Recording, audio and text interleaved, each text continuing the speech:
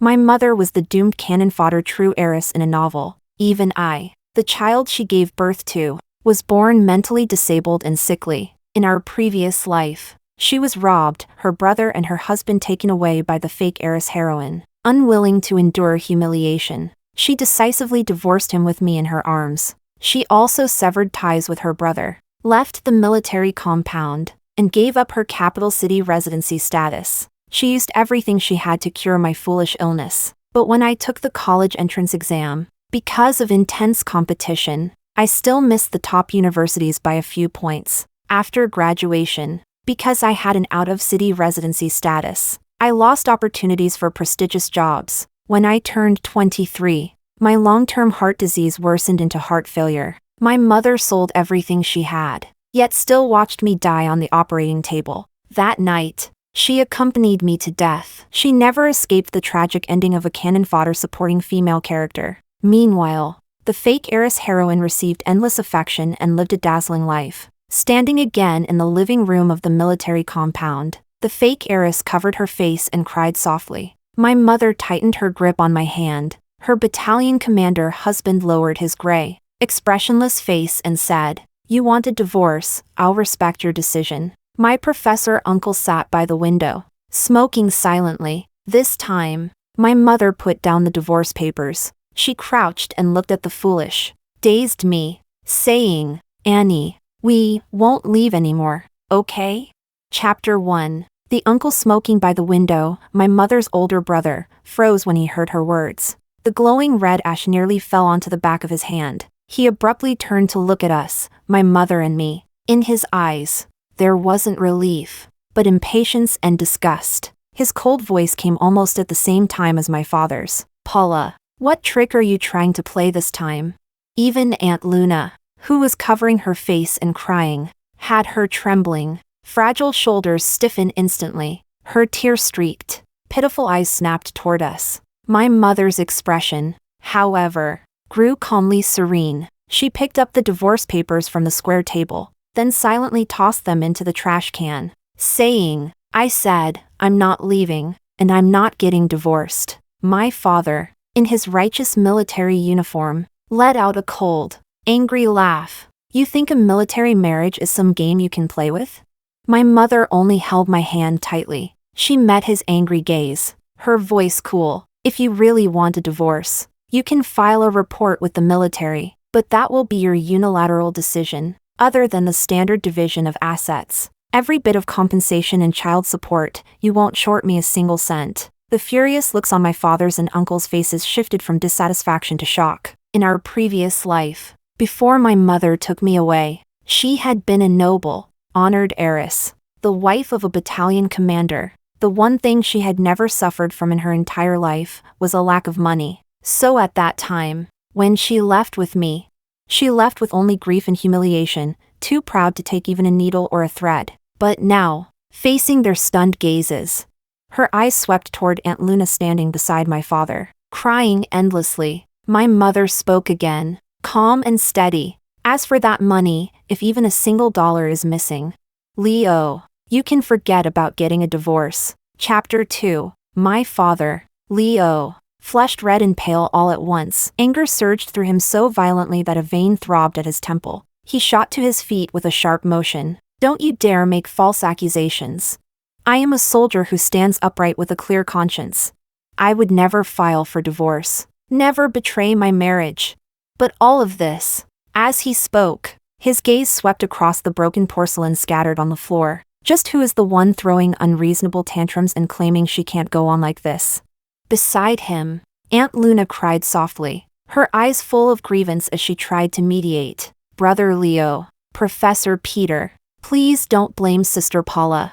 I've been living here and even taking up Brother Leo's bedroom. Of course that's wrong. It's natural for Sister Paula to be upset. I'll move out right now." As she spoke, she covered her face and ran toward the upstairs bedroom. My father instinctively reached out, seemingly wanting to stop her, but something flashed through his mind, and he withdrew his hand with a dark expression. Still, it was obvious he didn't want Aunt Luna to move out. His face tightened, and after a moment of hesitation, he followed her upstairs. I heard his flustered, anxious voice. You came to the capital so suddenly and only know me here. If you really move out, where would you even go?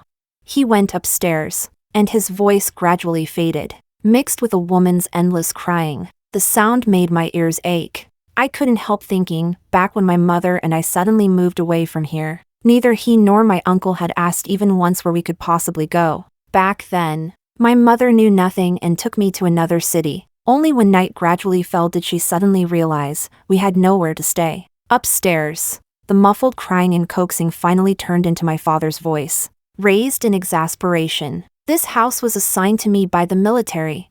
If I say you can stay, you stay. Paula has no say in it. My uncle by the window finally couldn't sit still anymore. He threw down his cigarette and stood up with a darkened expression. You've really gone too far this time. Luna is just an old acquaintance from Leo's hometown. She's new to the capital, alone, helpless.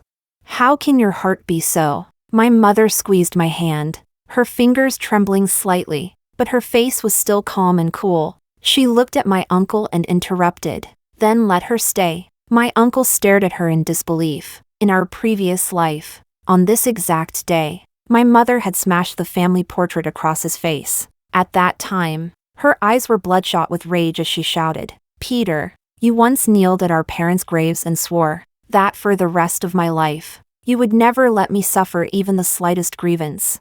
But now another woman is living in my home with my husband, occupying our master bedroom.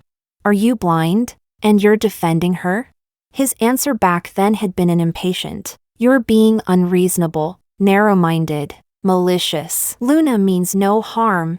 In this life, my mother would not walk the same path again. She ignored my uncle's shocked, dazed look. Holding my hand, she headed upstairs toward our bedroom. Passing by the master bedroom, we happened to see my father anxiously grabbing Aunt Luna's arm. In any case, you can't move out. What if something happens? Aunt Luna sobbed and fell into his embrace. My mother glanced inside once, then looked away. She didn't react, only raised a hand silently to block my line of sight. She didn't know I had been reborn too. She was afraid I would feel hurt. She held my hand and continued forward. Inside, though, my father finally noticed us. As if waking from a dream, he abruptly pushed Aunt Luna away. He hurried out after us. Paula, wait. We need to talk. Chapter 3. But my mother clearly had no intention of talking to him anymore. In our previous life, they had talked countless times, argued countless times. My mother reached out and touched my forehead. Then she turned back to my father and said, Annie has a slight fever. I'm taking her to rest first. Whatever you want to say. We'll talk another day. I immediately cooperated and coughed twice. But my father still didn't want to let it go. He hesitated, then said, Luna. My uncle, who had walked upstairs, cut him off from behind. Paula already agreed, Luna will stay for now. Only then did my father finally exhale in relief. But realizing how that sounded, he added awkwardly, Luna isn't familiar with the capital, but within at most a week, she'll find a place and move out. But my mother was no longer listening. She pulled me into the room. The door closed. Only then did she seem to rip off her mask. Her hand braced against the wall as she collapsed down. Tears suddenly spilled from her eyes. She clenched her hands tightly, her whole body shaking. She must have remembered the scene of us dying in despair in our previous life. I moved closer to her, reaching out to gently wipe the tears under her eyes. This time around, I was still a fool, only retaining fragments of memories from before. But I still tried my best to comfort her. Don't cry, Mommy. Annie will always stay with Mommy. Her reddened eyes looked at me, and she pulled me tightly into her arms. Her hands held me with such force, as if trying to merge me into her flesh and blood. I heard her trembling voice filled with remorse and guilt. Mommy failed to protect Annie. But this time, Mommy will make sure Annie grows up safe and healthy, and gets everything she loves and wants. Her arms were so warm. In our previous life, when I was dying, she had held me just like this. My body's warmth had been slipping away like sand in an hourglass, cold seeping into my bones. But leaning into her arms, I still felt warmth. Sadly, by the time I breathed my last, The warmth from her body had already begun to fade as well. Now, feeling the long-lost warmth from her again, I tried hard, struggling a bit, to respond. Annie will also try hard, so Mommy can be safe and healthy, and get everything she loves and wants. My mother pressed her soft cheek gently against mine. She let out a tearful laugh, raised her hand, and softly ruffled my hair. Tomorrow, Mommy will start taking Annie for treatment, okay? When Mommy is happy, I am happy too. I nodded earnestly. Okay. We slept pressed close together that night. The bed was so soft, Mommy's arms so warm. The window wasn't broken. No cold wind blew in. At dawn, the housekeeper grandma had already prepared 3 delicious meals for the day. I ate well, slept well, and felt especially happy, even when Mommy took me to meet the new doctor she found at the hospital. When I had to get so many injections every day, I hardly felt the pain anymore. The new doctor had been introduced by Uncle Pablo from the compound. Uncle Pablo was a company commander in the military base and Mommy's childhood friend. If Mommy hadn't been young and blinded by first love, falling for my father at first sight, maybe she and Uncle Pablo would have become husband and wife. In our previous life, it was this doctor, introduced by Uncle Pablo, who cured my foolish illness. After the injection, Mommy took me to wait for the bus to return to the compound, but Uncle Pablo happened to come out of the hospital. He was driving a military vehicle, probably just finished some work.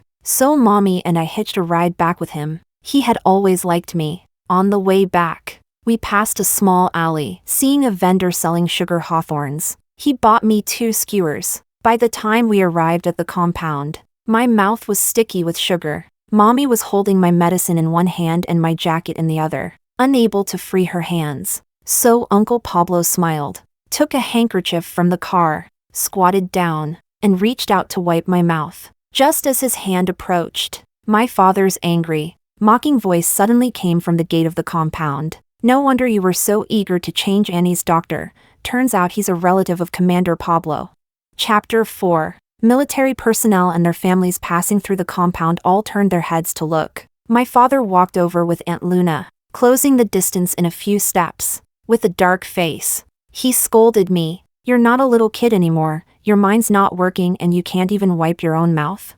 Uncle Pablo frowned, speaking up for me. She's just a child. Commander Leo, that's too harsh. My mother pulled me into her arms. She looked at Uncle Pablo with a hint of apology. Brother Pablo, thank you for today. You should go take care of your work. But my father wasn't ready to let it go. With mocking hostility, he blocked Uncle Pablo's path. Commander Pablo knows such amazing doctors. So when I was looking for a doctor for Annie before, how come you never mentioned one? What, only Paula gets your recommendations? Some military families nearby began whispering. I heard Pablo and Paula were even betrothed as kids. So many years later, their relationship is still that good? Commander Leo usually never shows this cold a face. Well, you can't just say Paula is the only one at fault. Doesn't Commander Leo always go everywhere with that hometown friend of his? My mother had always stood tall and straight, unafraid of gossip. But Uncle Pablo wasn't married yet. She didn't want to ruin his reputation. She hid the hatred in her eyes. Then she stepped toward my father, tugging quietly at the sleeve of his uniform. It's just a doctor, whatever it is. Let's talk inside. Perhaps because she didn't argue with him this time. My father lowered his gaze and glanced at her hand. The fury in his eyes seemed to fade by half. But Aunt Luna, who returned with him, spoke softly. Brother Leo, don't be angry with Sister Paula. Sister Paula isn't familiar with me. I introduced my senior doctor to treat Annie. Of course she would worry. After all, Commander Pablo is her closest friend. The whispers around us grew louder. Uncle Pablo flushed with anger. Luna, stop trying to stir up trouble. Doctors should be judged by skill. Your senior simply isn't good enough.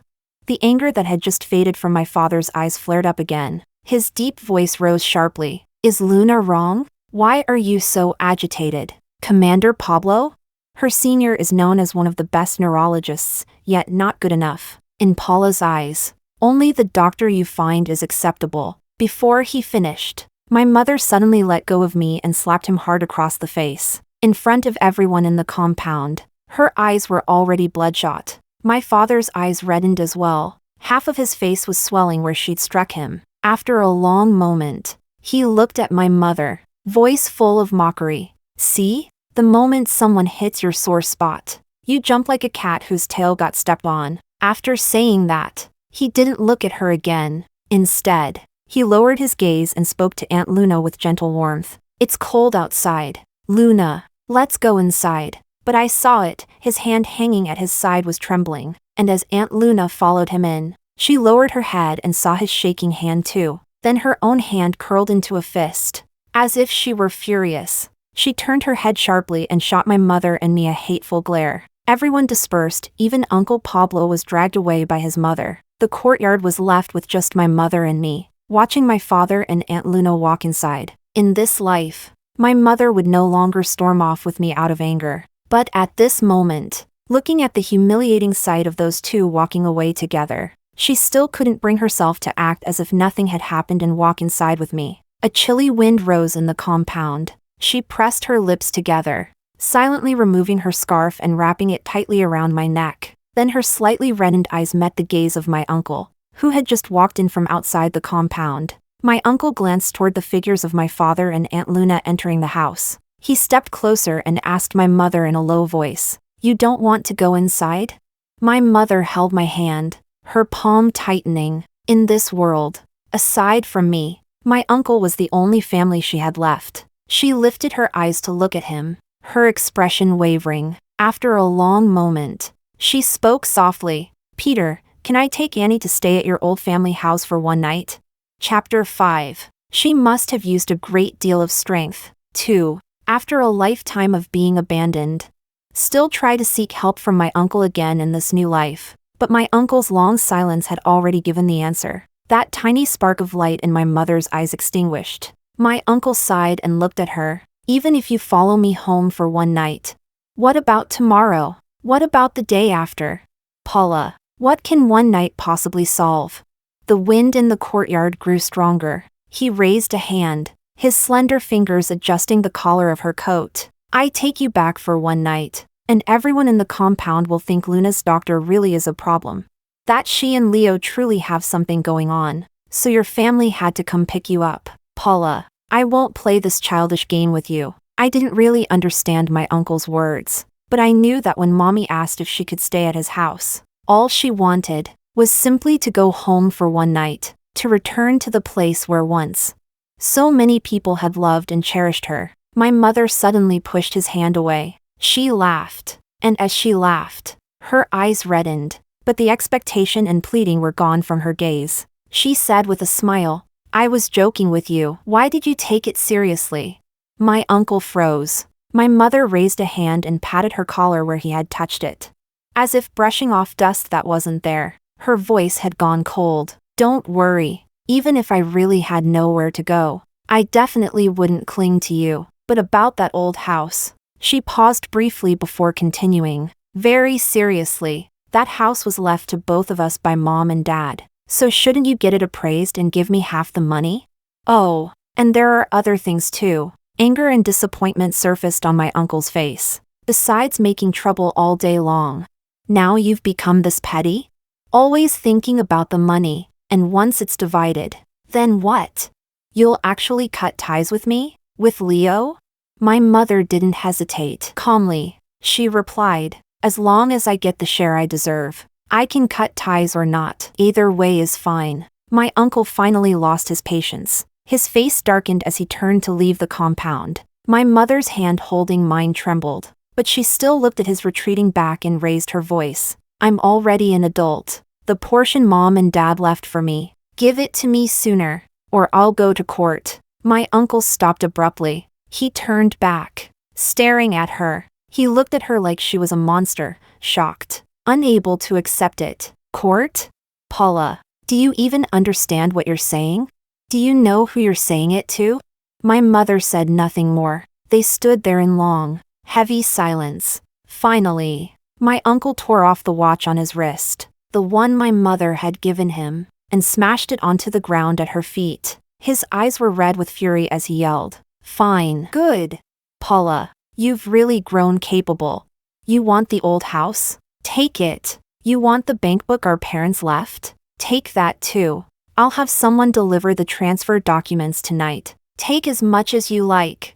With that, he stormed off. My mother remained where she stood for a long, long time. Only when his figure had disappeared for a while did she seem to awaken from a dream. She crouched down and picked up the watch from the ground. She carefully wiped the dirt off it, murmuring softly, "It's an expensive brand. It should sell for quite a lot." She tucked the watch gently into her coat pocket. Then she lifted her gaze, reached out, and brushed my hair. Her eyes shimmering. "Annie will never again lack money for treatment in this life." She slowly stood up, holding my hand as she walked inside, walked toward the house where my father and Aunt Luna were waiting. Her gentle yet resolute voice continued beside my ear. "Mommy's ending was already written in the book. But Annie's ending wasn't. Annie will be cured. We'll have plenty of money. Mommy's Annie will always be safe and healthy." Chapter 6. My mind still hadn't been cured. I still couldn't clearly understand all the things she said. But at that moment, I instinctively felt a deep unease. I subconsciously lifted my head, anxiously looking at Mommy. Mommy also has to be safe and healthy. But Mommy didn't respond to my words. She only spoke gently, answering something else entirely. "Annie needs to be good." We went into the house, passing through the living room. My father was comforting Aunt Luna. "I know it's not your fault. You asked your senior doctor to help treat Annie. You meant well. I understand." Aunt Luna started crying again, her eyes filled with tears, as if they would never run dry. My mother ignored them, taking me straight upstairs back to our bedroom. Beside the bed was a photograph, a family picture of Mommy, Daddy, and my uncle. It was taken right after she married my father, before I was born. When taking that family photo, Daddy had no parents, and Mommy had only one older brother left. So what should have been a big, lively family photo ended up with only 3 people. Back then, after taking the picture, my uncle pretended to scold with a straight face. "What's so good about Leo? Just that good-looking face. Who knows? Maybe someone will covet him later and make you suffer." The childhood engagement our parents made with Pablo, that's someone whose family background and abilities are excellent in every way. My father blushed immediately and rushed to protest. "I love Paula. I'll only ever love her in this life. Forget having something with another woman and making her suffer. If I even glance at another woman, Paula can gouge my eyes out."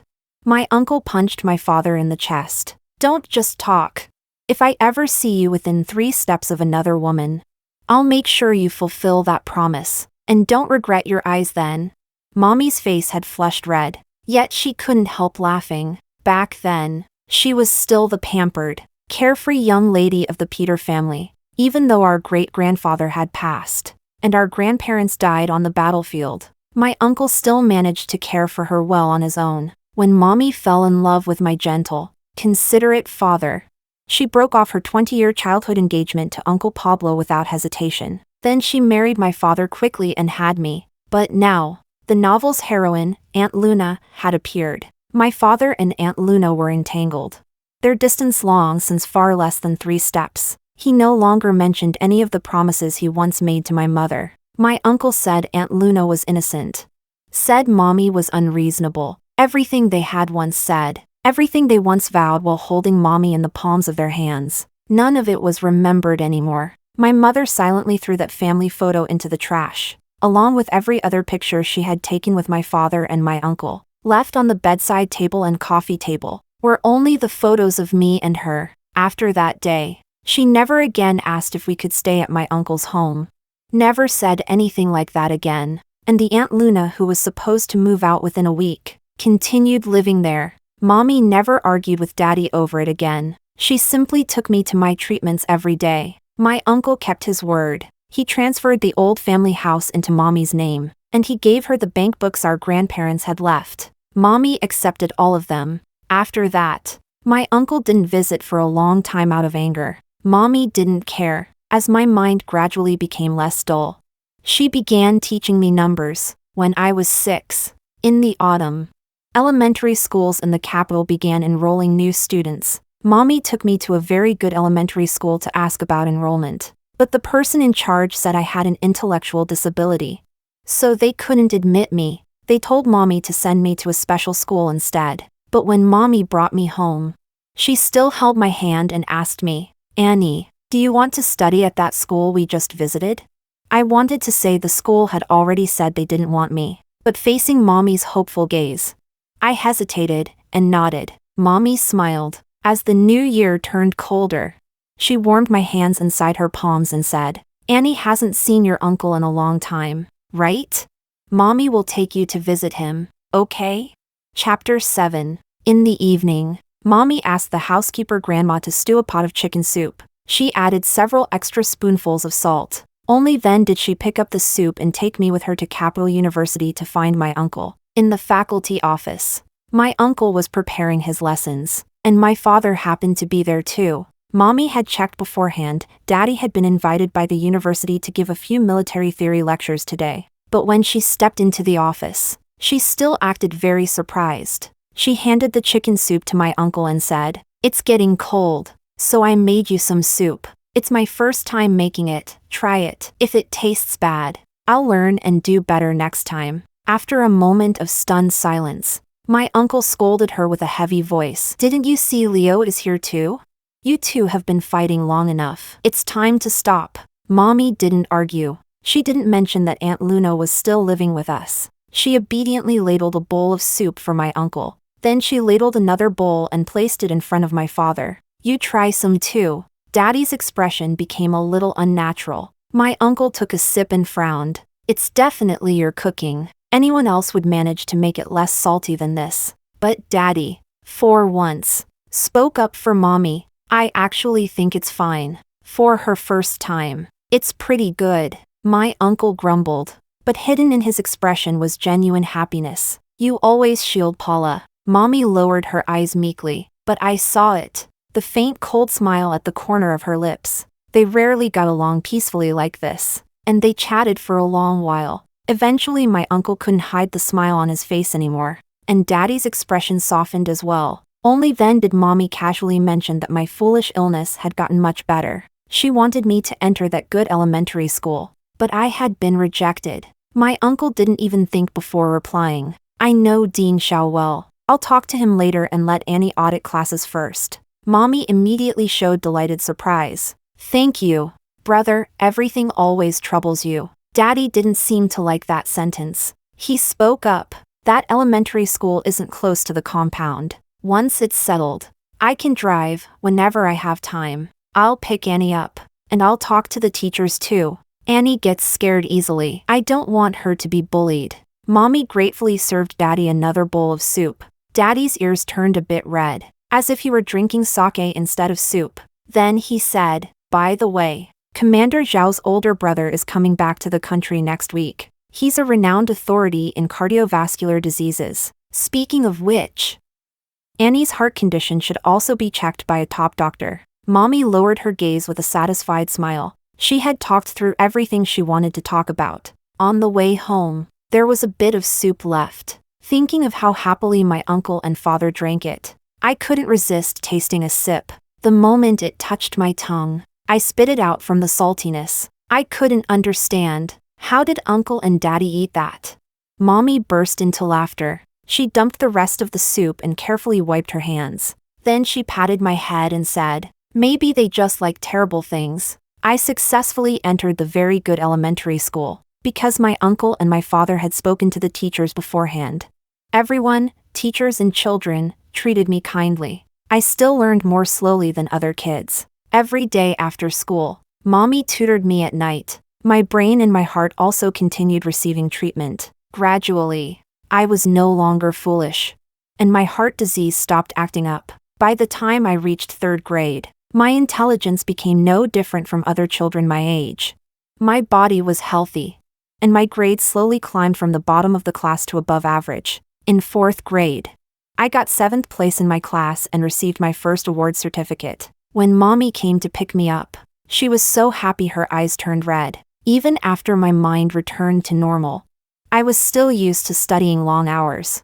Just like before, working hard, early and late. When I entered middle school, Mommy used my uncle's and daddy's connections again. She got me into the best class, with the best teachers. After school, she also arranged the best tutors for me. Daddy and Aunt Luna continued their on and off entanglement. My uncle also helped Aunt Luna frequently. Mommy said Aunt Luna had what you'd call a protagonist's halo. For us side characters, it was enough to live our own lives well. As for things that had been taken from us, if they could be taken, they were never worth our sadness to begin with. Chapter 8. But Mommy still, many times, deliberately ran into Daddy and Uncle being close with Aunt Luna.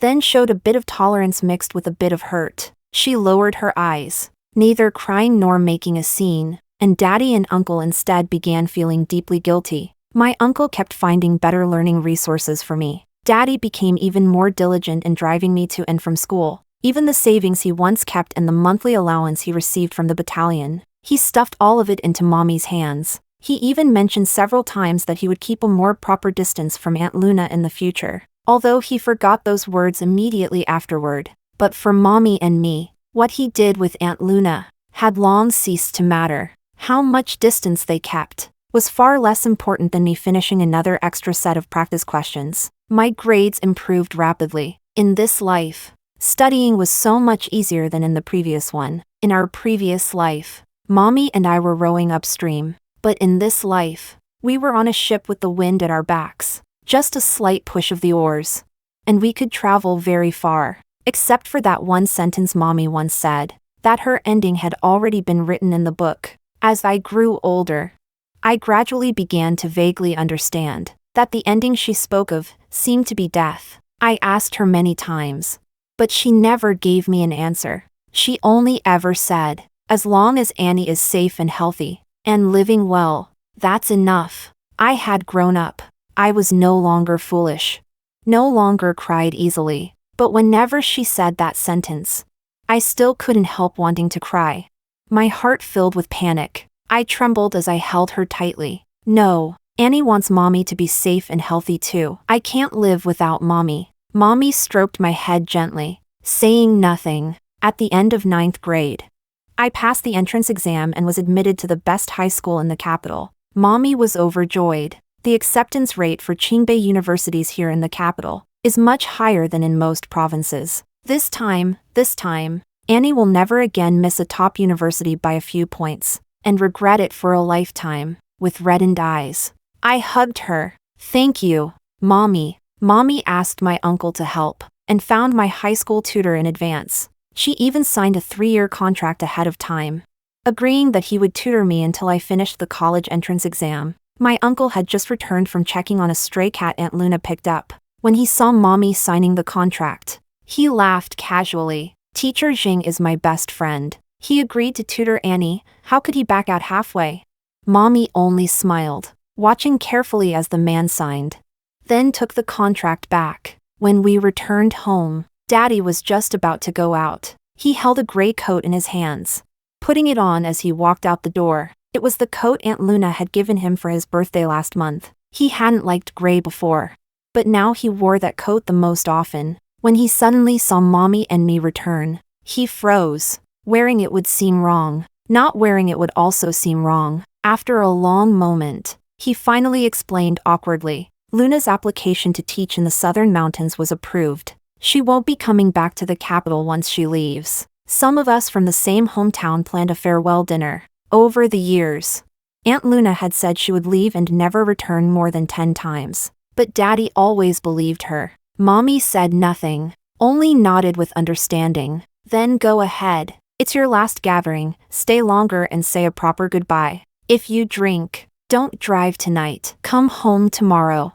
Through the years, Mommy became more and more tolerant of him. Daddy no longer found her words strange. He nodded. After walking out the door, he turned back with a touch of guilt. Paula, you really aren't the same as before. Once Luna leaves, I won't keep in touch with her anymore. The 3 of us, let's live well as a family. But Mommy and I had long stopped thinking of him as our family. Chapter 9. Mommy still answered gently, okay. But Daddy, for once, didn't rush to leave. He looked at Mommy and me for a long moment, as if sensing something was wrong. But soon, he convinced himself it was only his imagination. Perhaps out of guilt, he took out all the money in his coat pocket. He walked over and stuffed everything into Mommy's hands. The battalion's allowance from a few days ago, I forgot to give it to you. He would never forget. He had probably planned to save it, to buy Aunt Luna a farewell gift.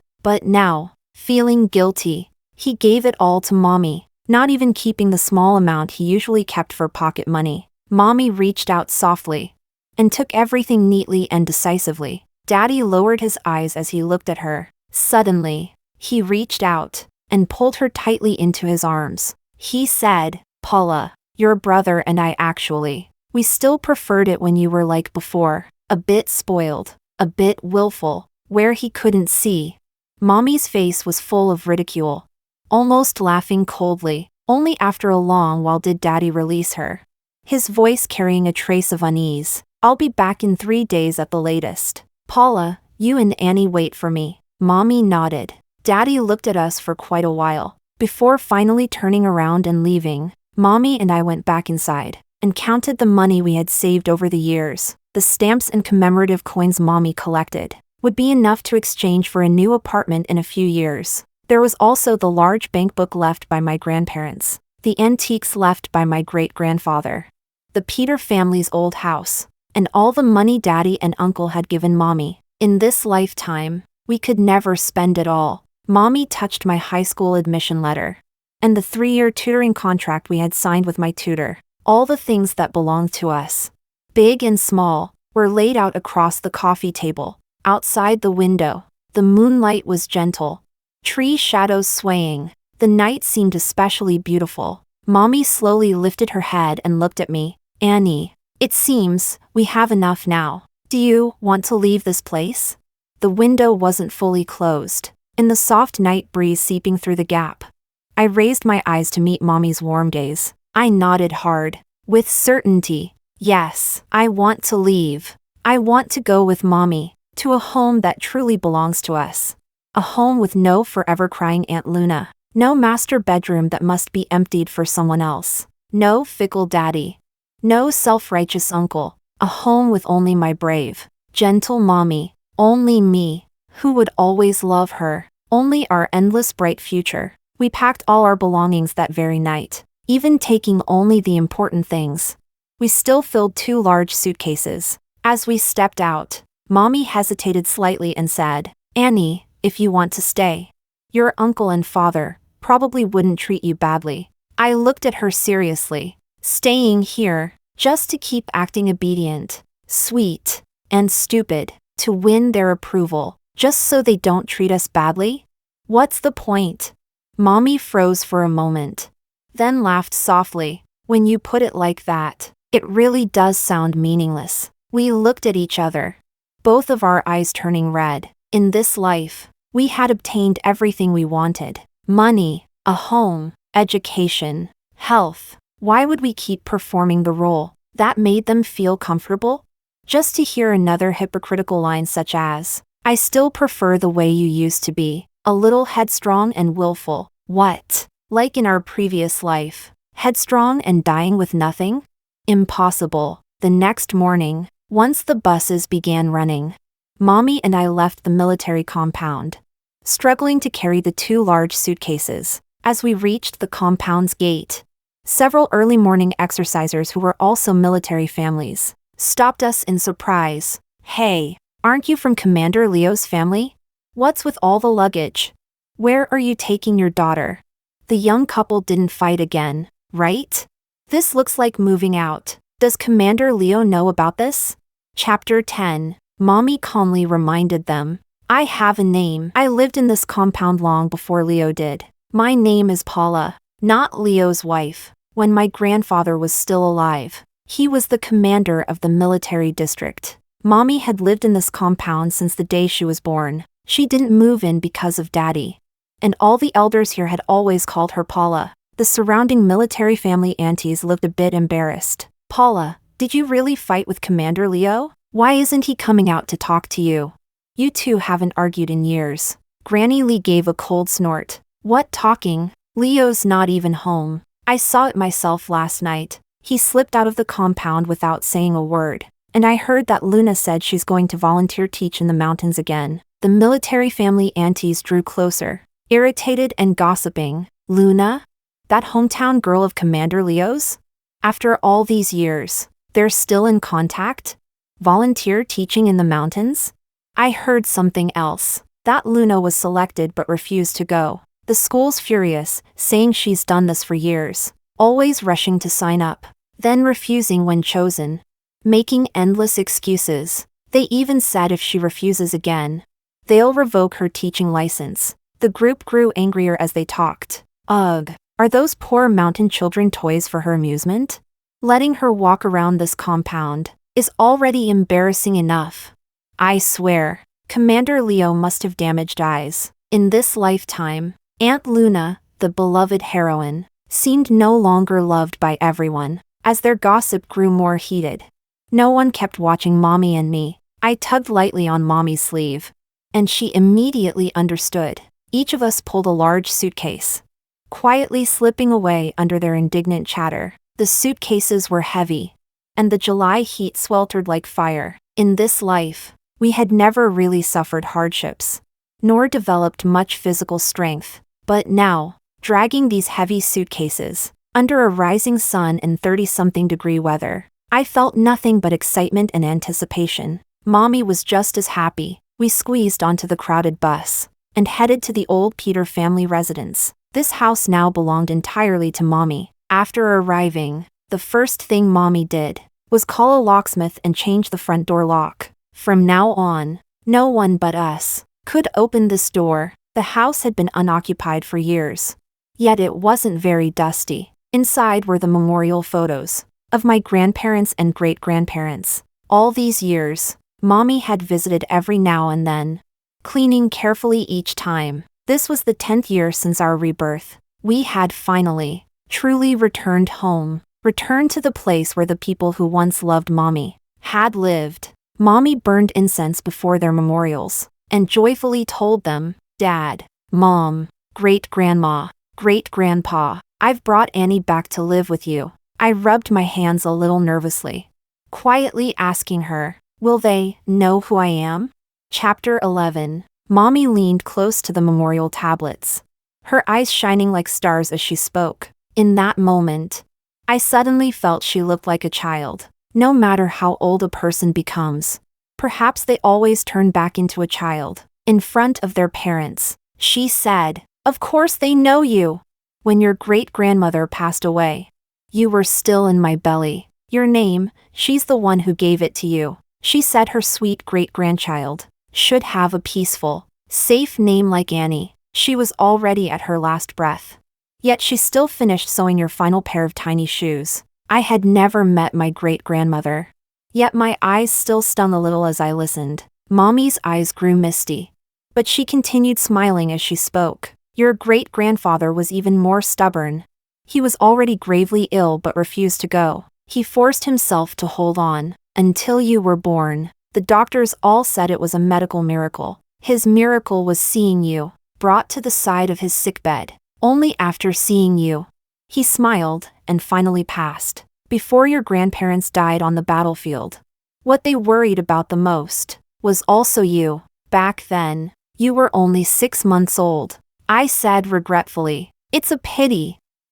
I never even called them once. Mommy reached out her hand. In the past, she only needed to crouch to easily touch my head. Now, I was almost her height. She sat beside the memorials, so I immediately crouched down and leaned my head into her palm. I heard her gentle voice. My Annie is loved by so many people. I answered seriously. Mommy is also loved by so many people. Grandpa, Grandma, Great-Grandma, Great-Grandpa. They love Annie because they first loved Mommy. Mommy laughed softly, but as she laughed, her voice trembled slightly. I knew she missed her parents. In this world, aside from each other, everyone who loved us was gone. I lifted my head, looked at her seriously. Mommy, why don't you open a shop? Or invest? Or sell things? The times have changed. Policies have changed. And we have the capital. It's the perfect moment to start a business. I didn't want Mommy to keep waiting. I knew what she was waiting for. She was waiting for the ending written for her in the book. So for all these years after rebirth, she poured everything into me. She healed my illness, stayed by my side through my studies, saved a huge amount of money for me, planned the best future for me, prepared the safest retreat for me, but for herself. She simply waited quietly. Mommy remained silent for a long time, before answering softly, "Mommy doesn't need anything else. As long as Annie can run toward the future she loves, that's enough." I grabbed her hand tightly, feeling a pain heavy and unwilling inside me. I looked at her and said, "What if Mommy's ending doesn't have to follow the book?"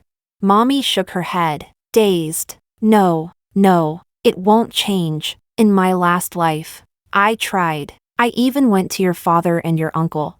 I argued. I cried. I told them. I said it was the plot pushing Luna toward them, and pushing me into a dead end. But, talking about the past filled her expression with deep agony. But they only thought I was crazy. They hated me even more. I struggled half my life. And in the end, I gained nothing. As she spoke, she suddenly squeezed my hand tightly. "But you're different, Annie. You're different. The book says the vicious supporting woman dies, but it never wrote your ending. Annie, you can have the life of a normal person. You must keep everything Mommy saved for you." My vision blurred. My chest felt like it was tearing apart. My whole body trembling uncontrollably. But I forced myself to stay calm enough to speak. I held her hand, my voice shaking yet urgent. "The previous life was the previous life. Mommy, whatever the reason.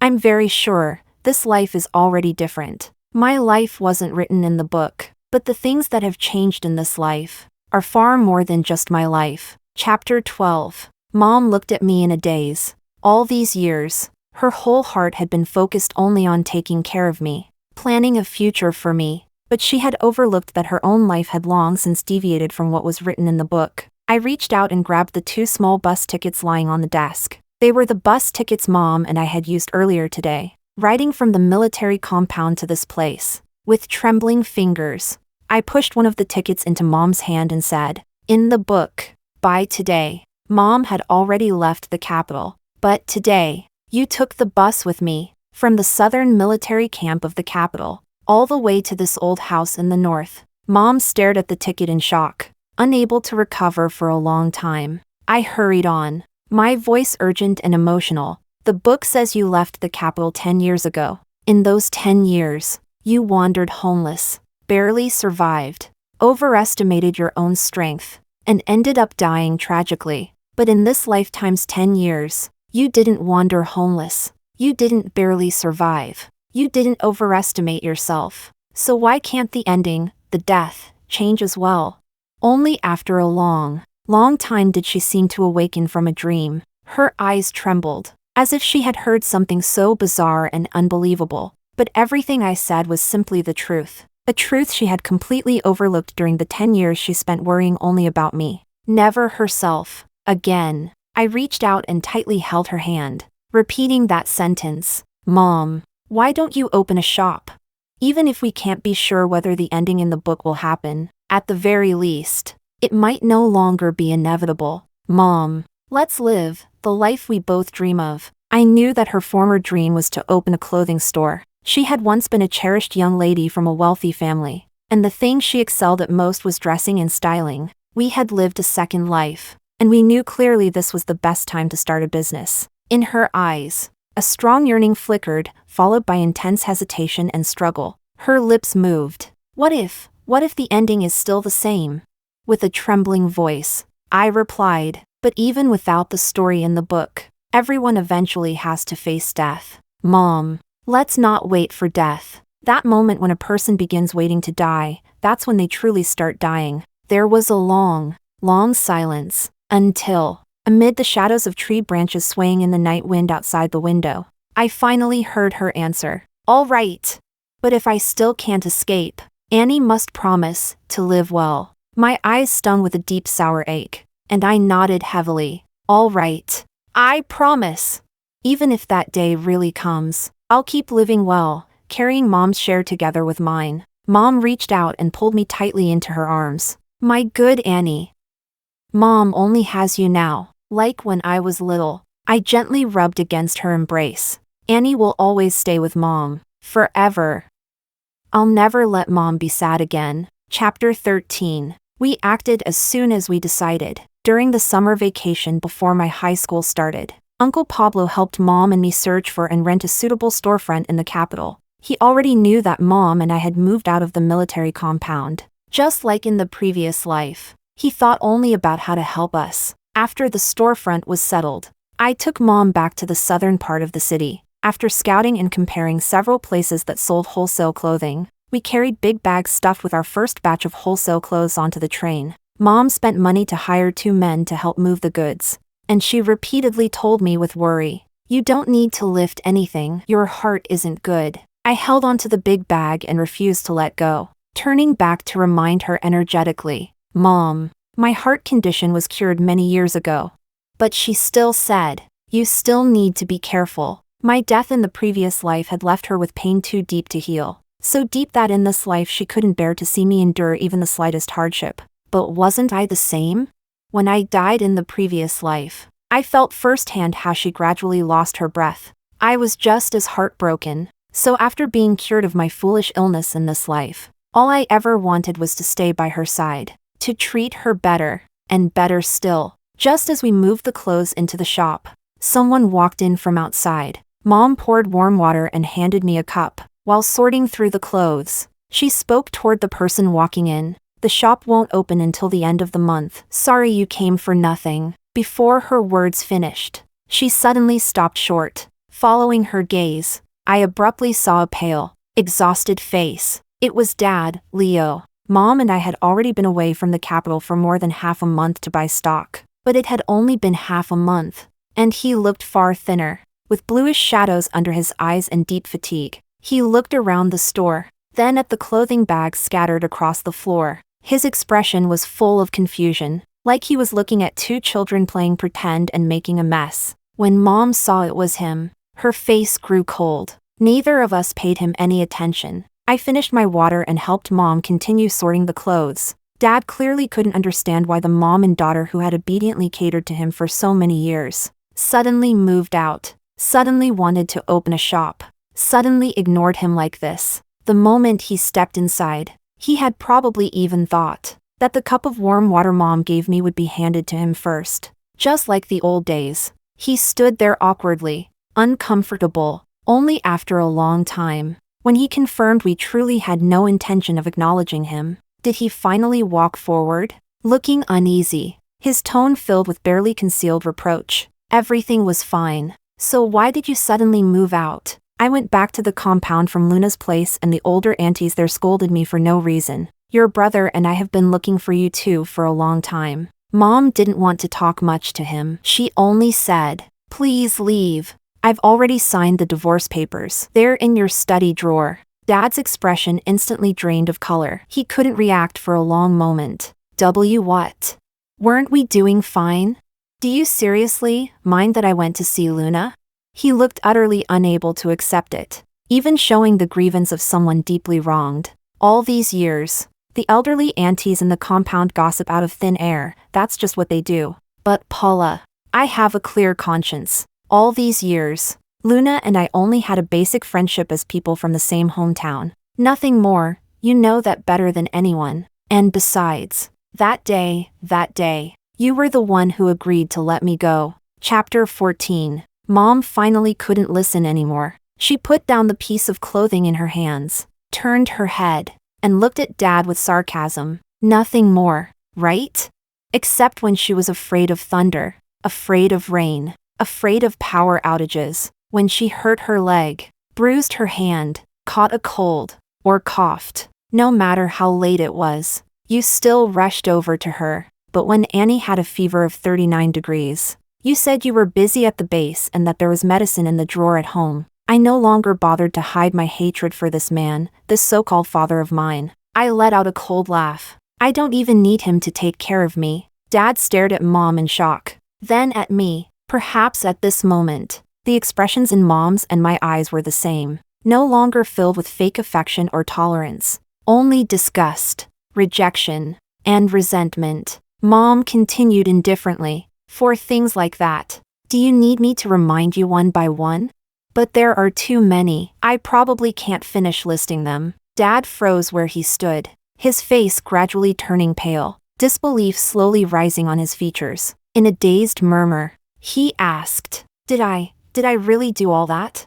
He couldn't remember. Just like my uncle, he had countless times favored Luna, ignoring Mom and me. But because Mom and I had shown nothing but indifference and endless tolerance over the years, they felt entitled to think those things were trivial, something they could forget the moment it passed. Dad's expression grew chaotic. After a long moment, he suddenly remembered something. He blurted out anxiously, But Paula, you're the one who said you didn't mind. You said it was normal for us to care about Luna, that it was no big deal. Yes. You said that. Mom gave him a cold, mocking smile. I truly didn't mind. Leo, no matter what happens between you and Luna, why should I care? Dad shook his head desperately. No, that's not it. If you didn't care, why would you bring up divorce out of spite? As he spoke, he reached out to grab Mom's hand. We can go back home and talk. Annie is still young. Don't break her heart. I stepped forward silently, blocking Mom, staring at him coldly. I reminded him, going back to that ridiculous excuse of a home with you, that's what's disgusting. Mom also told him icily, 10 years ago. I said it clearly, when I divorce you, aside from the standard division of property, every payment, every bit of compensation and child support, none of it can be missing. And now, I've gotten everything I should. He was an orphan with little savings before marriage. Most of the allowance he earned in the military over the last 10 years had already been taken by Mom. With his connections in the military, I was also able to treat my heart condition and progress smoothly in school. Dad's face had turned completely pale, in utter disbelief, even fear trembling in his voice. He said, all these years, you and Annie didn't change because you became different people. You only did it all because. Mom calmly gave him the answer. Of course, everything was for today. Dad's lips shook. But Paula, if you had said you minded, how could your brother and I not change? Mom and I both let out cold, mirthless laughs, almost at the same time. You wouldn't. The ending of the previous life was the best proof of that. Dad didn't want to leave. He couldn't accept it. He stayed in the shop like a lost soul, until Luna finally showed up. She was supposed to leave for volunteer teaching in the mountains, but as always, she found an excuse not to go. By evening, she came to look for Dad, her expression the same familiar mix of panic and innocence. Brother Leo, I didn't mean to upset Sister Paula by coming over. The kitten accidentally fell out the window and broke its leg. I went to find Professor Peter, but he said he was busy and wouldn't see me.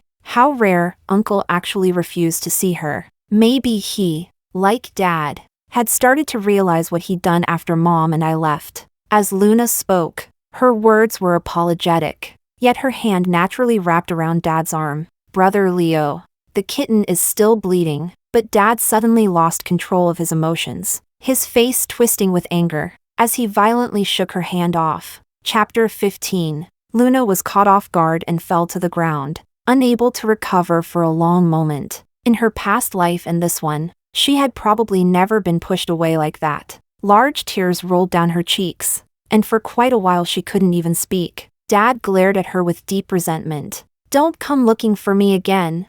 Even if your cat dies, even if you die, I won't take care of anything about you ever again.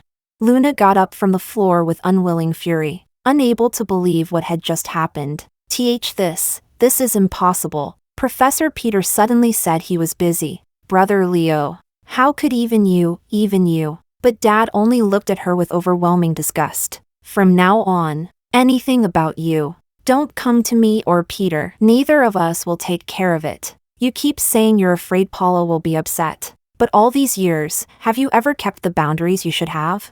Luna, we've figured it out. All these years, Your so-called helplessness and pitifulness were nothing more than excuses. Excuses to steal other people's family, their loved ones. Pathetic. Disgusting. It was just a light, effortless accusation, compared to the lives Mom and I lost in the previous lifetime. Such words weren't worth mentioning, but Luna had never suffered such treatment. She was the cherished, endlessly adored heroine, the one everyone was supposed to spoil. She couldn't bear this kind of condemnation. Her eyes turned bloodshot, her face trembling with madness. The grievance and refusal in her gaze slowly twisted into uncontrollable collapse. Brother Leo. What are you saying? Did you not see clearly? I'm Luna.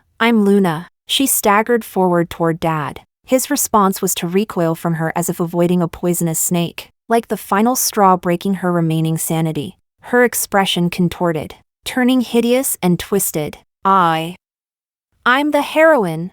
In the story, you and Peter were supposed to always obey me.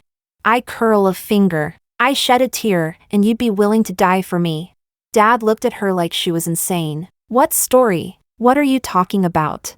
In the previous lifetime, Mom had told him about the storyline too. He hadn't believed it back then either. Someone from the military suddenly ran in to find him, saying there was an urgent matter at the base. Before hurrying away, Dad looked at Mom and me with unshakable determination. Paula, Annie, I know I've made mistakes, but I absolutely do not agree to the divorce.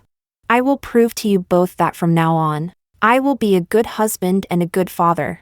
Chapter 16. Neither Mom nor I paid any attention to him as we finished sorting the last bag of clothes. Before Dad left, he told the young soldier who had come to fetch him to drive the deranged Luna away. Mom and I continued our lives as usual. Mom's clothing shop opened smoothly, the styles were fresh, and the prices affordable. And with the country's policies changing for the better, business quickly boomed. Mom expanded the store and added services like skincare, makeup, and perming. The clothing shop gradually developed into a beauty salon. Many people in the capital came out of curiosity, and several wealthy ladies even bought the membership cards Mom designed. Mom's face grew more and more radiant by the day. My first year of high school passed in the blink of an eye. The teachers at the top school had unique teaching methods, and I didn't struggle with my studies. During holidays, the tutor uncle had introduced helped me review. Even the few points I rarely failed to grasp were mastered thoroughly. The tutor, being Uncle's close friend, felt regretful when he learned we had severed ties with Uncle. If I had known sooner, I wouldn't have signed a 3-year contract with you. Now I'm in an awkward spot. Mom had just finished giving a wealthy lady a perm. She walked into my room and overheard the tutor's complaint, then reminded him jokingly, "Teacher Zhang, breaking a contract is illegal." After tutoring my last subject, the tutor sighed and left. I took first place in the final exams without trouble, and Mom opened the first branch of her beauty salon in the capital. The life we had struggled for desperately in the previous lifetime, yet failed to grasp, was gradually becoming nothing more than a distant dream. Dad and Uncle still often came by, filled with remorse and guilt. They had lost a lot of weight. They kept saying they had finally seen Luna's true colors, begging Mom and me to return. They still thought most of the blame lay with Luna. We didn't want to waste words with them, and going back with them was even more impossible. Occasionally, we heard news from old acquaintances. Luna was still unwilling to accept it and clung desperately to Dad and Uncle. She was no longer the girl she used to be, more and more like someone who had lost her soul and gone mad. She often appeared before Dad and Uncle, or ran to the military compound, muttering nonsense like a lunatic. Stuff like how she was the heroine, that everyone should revolve around her, or why this lifetime had changed, why the plot was no longer under her control. As for that, Mom and I simply didn't care. We only occasionally worried whether the ending written about Mom in the book would one day come true. But no matter what, our calm days continued, until the winter of my second year of high school arrived in the capital. One evening, while Mom and I were eating together in the shop, Grandma Lee from the military compound suddenly rushed in, panic written all over her face. The moment she entered, she panted breathlessly, "Paula, Commander Leo. Commander Leo and your brother, something's happened to them." Chapter 17. These days, Mom and I were living very well. We truly didn't want to hear anything more about them. Mom and I both frowned. Grandma Lee's expression grew even more anxious as she continued. That crazy Luna, she hasn't stopped causing trouble for more than a year now. This time she actually drugged Commander Leo and dragged him to her place. Commander Leo ran out and came back to the compound in the middle of the night, looking like he'd gone mad. Grandma Lee grew more frantic as she spoke. He was taken to the hospital unconscious. When he woke up, he kept losing control. He kept saying he saw a book about him and you. He was very agitated, saying he had to see you. Mom and I were already having trouble listening. We had long known about the book and the so-called plot. As for whatever happened between Luna and my dad, it no longer had anything to do with us. Until Grandma Lee struggled painfully to continue. He said the book was torn in half, with 2 different handwritings. He said, you and Annie, both, died. Your brother took him to the hospital. After hearing all that, he also seemed to remember something and went completely blank, like he'd lost his soul. The chopstick slipped from my hand and fell to the floor. It felt like a needle suddenly stabbed deep into my mind. The book, torn in half. The shop door opened. A strong gust of wind blew in from outside. The wind rustled the hanging dresses, almost as if it blew right into the fog in my mind. Mom pressed her forehead in pain as well. She must have remembered something too. Something about that book, torn in half. We remembered almost everything from the previous life. Only the memory right before death was blank. Mom and I still rushed to the hospital because we needed answers. Inside the ward, Dad's hands were wrapped in bandages, as if he had suffered serious injuries. His face was ashen, his expression wildly agitated. He shouted hoarsely, I want to see Paula. I know everything now. I understand it all. Let go of me. Let go. But the medical staff and a few aunties from the compound struggled to restrain him. Commander Leo, your injuries are serious and your emotions are unstable. You can't leave. Uncle was sitting by the bed. The ward around him was a complete mess. Yet he only stared blankly, dazed, like someone who had lost his soul. Mom and I entered the room. When Dad saw us, his joy was instantaneous and overwhelming. He grew even more emotional, his voice trembling urgently. Paula. It was Luna. I know everything now. Luna did it all. She found that unfinished book and continued writing it. I saw it. Everything torn out afterward was in her handwriting. She made your brother and me believe her. She made us grow distant from you and Annie. It was her. Everything was her. Through the splitting pain in our heads, Mom and I finally began to understand. This morally rotten so-called group pet heroine novel actually had more than one author. The original author wrote the early parts, those warm chapters about Mom, Uncle, and Dad's past. Then Luna stole the author's identity and pen. She continued the book. She wrote the part beginning from when she arrived in the capital. She took herself from an insignificant manipulative side character and turned herself into the pure, adored heroine of a group pet novel. Dad was so agitated his eyes were bloodshot, like a man who had finally been cleared of a false crime. He shouted desperately, that means we were supposed to be fine. We were supposed to be happy all along. The medical staff and the aunties finally left the ward. The door closed. No one else was inside. Uncle finally snapped out of his trance and pushed himself up with difficulty, holding the bed frame. His eyes were filled with deep remorse and also unwillingness. We were wrong to trust Luna. In the last life, we hurt you and Annie so badly you died in pain. In this life, we owe you both too much. Paula, Luna has countless faults, but Leo and I, we were wrong too. We truly wronged you and Annie. A faint plea rose in Uncle's eyes. But now, everything is finally clear. It was her who rewrote the plot, who manipulated us with it. Paula, take Annie and come back with us. All right? Chapter 18. Mom didn't speak. We simply stared at him in silence. Uncle grew anxious and stepped closer to us. He reached out, his hand trembling as he gently held Mom's wrist. All those parts Luna added, they've already been torn apart. She said it herself in her madness, once torn. That storyline cannot appear again in this lifetime. We can go home. We can live well again, just like before the rift ever appeared. Let's go home, all right? Mom's expression drifted into a dazed trance, as if she had fallen into a deep, distant memory. She didn't respond for a long time, until her palm slowly clenched, the veins on the back of her hand rising sharply. After a long moment, she seemed to suddenly awaken from a dream, as if she had finally remembered the thing she had forgotten. She raised her hand and pushed Uncle's hand away without the slightest hesitation, her expression cold as she asked, "Were those parts just torn recently? Was it thanks to you that they were torn?" Uncle's face froze. For an instant, panic flickered deep in his eyes. His voice turned evasive. That isn't important anymore. What matters is that those parts, those plotlines that shouldn't have existed, are gone. We can be a warm and harmonious family again, just like before. Mom let out a soft laugh. Her gaze on him filled only with disappointment. A warm and harmonious family? Peter, those parts Luna wrote, they were already destroyed the moment Annie and I died in the last life, weren't they?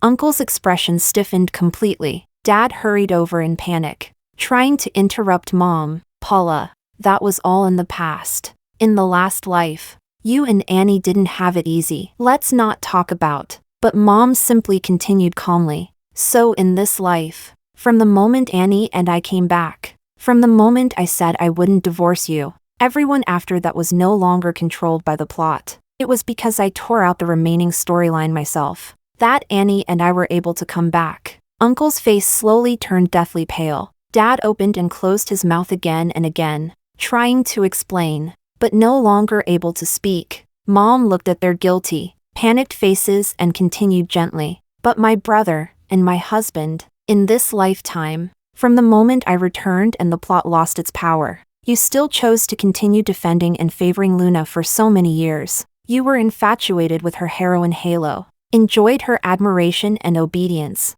Even when the plot no longer controlled you, you had already begun to realize how much you owed Annie and me." All color drained completely from Uncle's face. His thin lips trembled. "Paula, I'm sorry. You always said you didn't care. I thought it meant everything was fine. I thought you and Annie wouldn't leave. I thought Luna was obedient and harmless, and helping her a few times wouldn't matter." Mom gave a faint, bitter laugh. "We truly didn't care. Once a person has died once, who would still care whether you love them or not?" She turned to me, gently took my hand, and held it tightly. "Annie, Mom remembers everything now. Let's go home, our own home. Whatever you forgot, Mom will tell you. We left the ward behind us." Dad tried desperately to chase after us, but his injuries, likely from being drugged by Luna and falling while escaping, were severe. One of his legs had been badly damaged. He managed only 2 stumbling steps before collapsing onto the floor. I heard his frantic, anguished voice, "Paula, I'm sorry. I'm sorry. But we were still a married couple who loved each other for so many years. And Professor Peter, he's your brother, your biological brother." Chapter 19. Mom turned around. Her expression was nothing but indifference. "From the moment I tore apart that storyline and brought a dying Annie into this lifetime, I no longer had a husband or a brother. She took me with her and left without ever looking back." We walked out of the hospital. The wind was strong, blowing down the last dead leaves clinging to the winter branches. The shattered pieces were swept to my feet. In that instant, like lightning, I suddenly remembered. I remembered the part one had forgotten, the memory of my final moments before death. That day, besides Mom who died with me, I saw one more person, Luna, who came proudly, arrogantly, overflowing with delight because her victory was within reach, just to watch me die. Her face was twisted with madness and malice. "Paula, what's the point of struggling on the verge of death? Your daughter is going to die anyway. Who told you were just a disposable side character? You and your pathetic daughter, both of you were destined to die.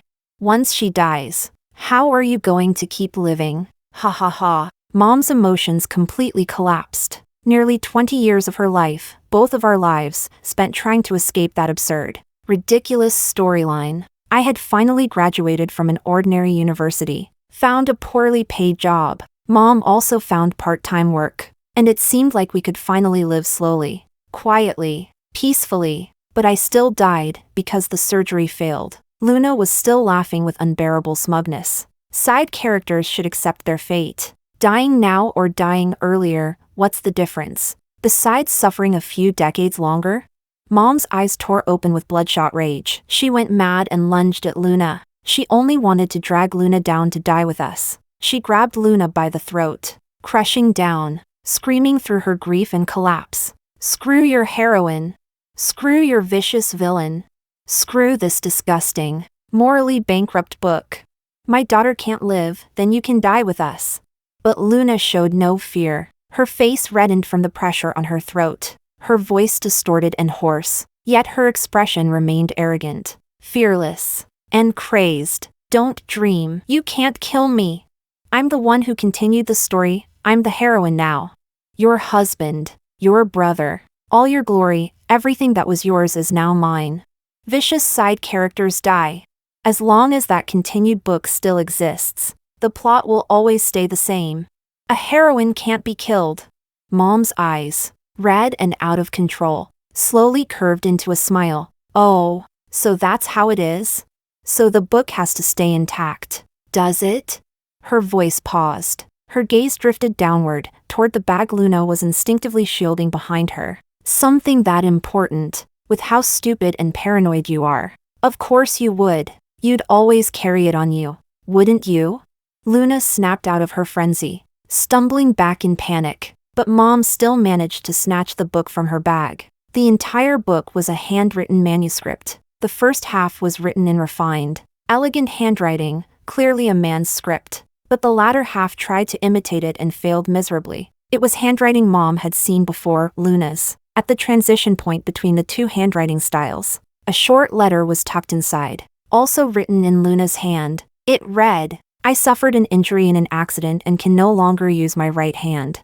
I can only continue writing the serialized manuscript for your esteemed magazine with my left hand. The messy handwriting is due to this, please forgive it. After that, she apologized to the magazine and editors. That was the beginning of Luna impersonating the original author. In the struggle between Mom and Luna, Mom tore out many pages of the latter half where Luna had written, but the book was too thick. Before she could finish ripping out all of Luna's chapters, the pain in her head exploded and she collapsed to the ground. She had destroyed the plot, so the plot struck back, tormenting her with unbearable agony. Shredded pages scattered everywhere. Luna tried frantically to gather them, but they could never be restored. With the last of her strength, Mom crawled back to my hospital bed and held me. Her voice was filled with overwhelming sorrow, yet beneath it, a desperate, delusional hope. As long as the book exists, the plot is bound to remain the same. But Annie, now that so much of the story has been torn apart, maybe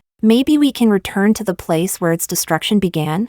Chapter 20. My consciousness faded away like that. I felt the warmth of my own body and Mom's slowly dissipate. Bit by bit, when I opened my eyes again, I had returned to that day, back to the living room of the military compound. So this was the truth. The reason I died yet lived again, the reason Mom and I were reborn, was because, at the moment of my death, Mom had gambled on a 1 in 10,000 chance, and forcefully snatched that opportunity for me. At that time, she couldn't know if tearing the book would bring me back, or what consequences it would cause, even if it meant her own death. But when it came to giving me hope, giving me light, whether in the previous life or this one, she had never hesitated. Standing there now, in the cold northern winter wind outside the hospital, I finally remembered everything. My vision burned red, filled with another barren winter landscape, and beside me, my mother, still alive, still gentle, still safe. At last, I understood. Those torn apart plotlines, including Mom's tragic death, in this lifetime, would never happen again. The fear I'd held in my heart for so many years finally eased and fell silent. The tears I hadn't dared to shed for so long poured out all at once. I reached out and held Mom tightly. My voice choked. From now on, Mom and Annie will both be safe and healthy forever. Mom gently stroked my head. She smiled, but her tears fell onto my neck. Yes. Mom can finally stay with Annie forever. I leaned my head on her shoulder. Her body felt like it would always be warm like this. I closed my eyes, feeling true peace for the first time. Not far away, a sudden scream burst into the air. I lifted my gaze and saw Luna. She was gripping a knife tightly, her face twisted, deranged. and she charged at Mom and me like someone possessed. People around us screamed and scrambled away in fear. In her eyes was a determination to drag us down with her, exactly like the previous life. When she'd watched Mom tear apart that book and gone insane with despair, it all happened too fast. Mom had her back to Luna and hadn't reacted yet. That sharp blade aimed straight at Mom's heart from behind. I yanked Mom aside, but I couldn't dodge in time myself. The knife plunged into my flesh, blood erupting instantly. Luna let out a manic laugh. "Paula, you and your useless daughter will definitely die. A vicious supporting character deserves to die. Struggling on the verge of death won't save you. I'm the heroine. I'm the heroine. Ha ha ha." My legs gave out and I fell to the ground.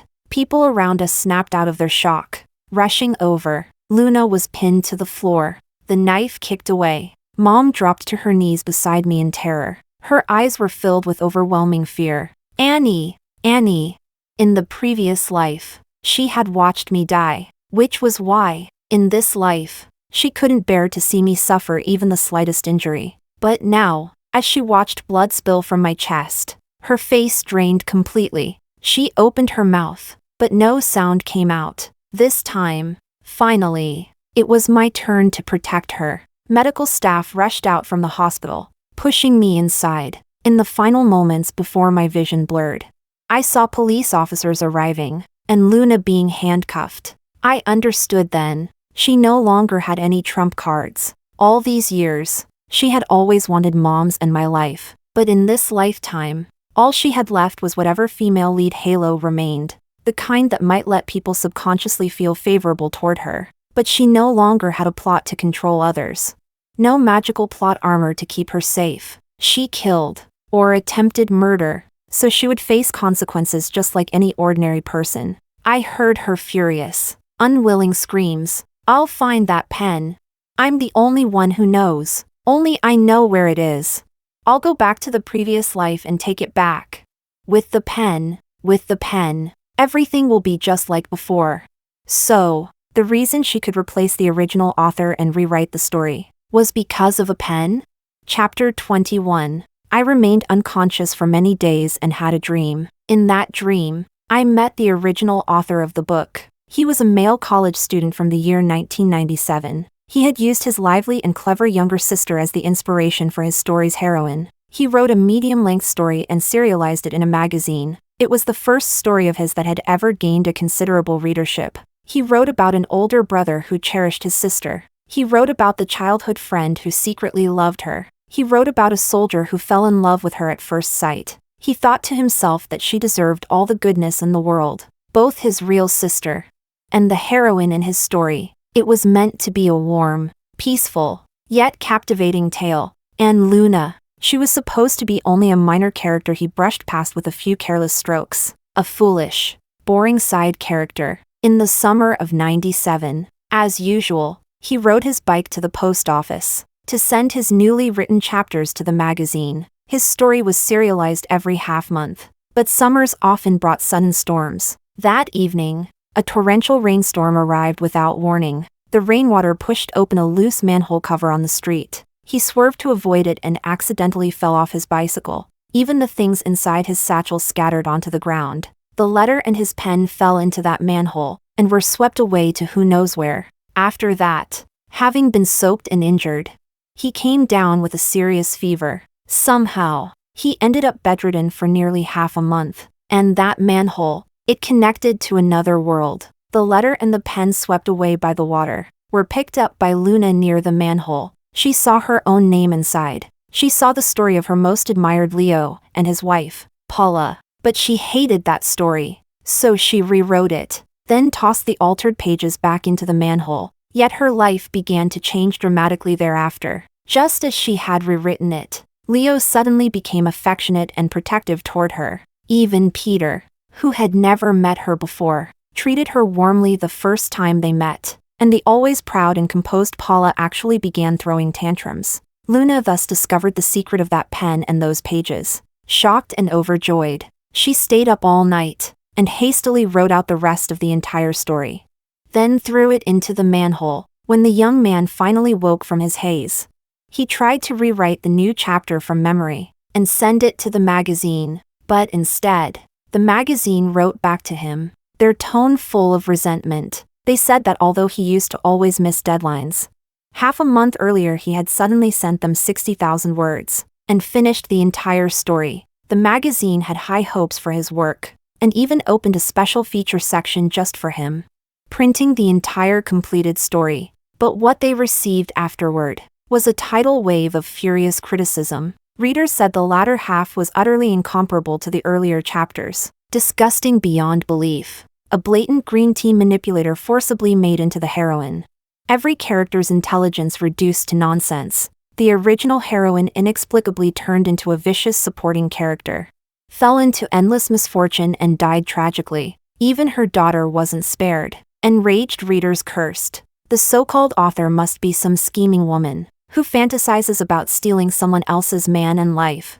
The magazine could not withstand the backlash. They had no choice but to temporarily delete all previously published earlier chapters from their issues. The young man tried to explain to the magazine, and also attempted to make a public statement to readers, saying his original manuscript and pen had fallen into a manhole, and that what he had written was far from reaching the conclusion. Chapter 22. But no one believed him. No magazine was willing to publish the complete content of that book ever again. As time passed, everything about that story was gradually forgotten by all its readers. It was as if the entire plot had been erased by an invisible rubber. When I finally woke up, my body recovered quickly. Life continued peacefully and warmly for Mom and me. For the college entrance exam, I was admitted smoothly into Tsinghua and Peking University. After graduating, I joined the National Academy of Sciences. Mom's beauty salon business also flourished more and more with each passing year. After Luna was released from prison,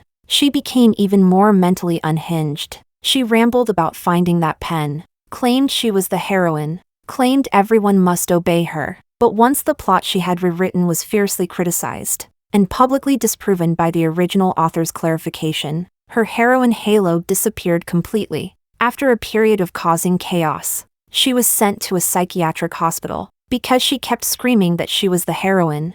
She was beaten badly by a group of mentally ill patients. After lying in bed for a month, she no longer dared to speak. It was as if the lunatic had turned into a mute simpleton. In the deep winter, she grew depressed and died. When I turned 25, Mom married Uncle Pablo. In our previous life, after Mom and I left the military compound, life had been unbearably hard. Uncle Pablo was the only one who helped us so much. Even though he was only a supporting character in the book, in our past life, he had done everything he could, yet still could not change the fate of Mom's and my death. But after being reborn, he still tried his best to help us.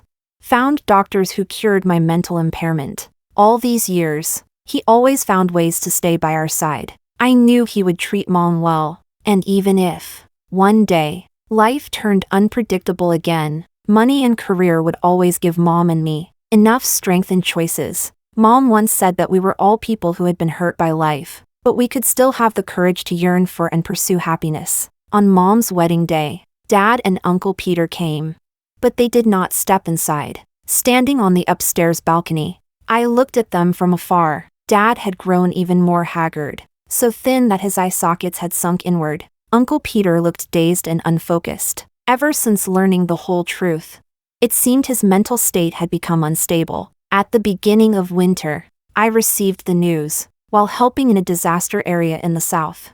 Dad was shot by rioters and injured in the eye. His left cornea was damaged. He lost the sight in one eye. He could no longer remain in the army.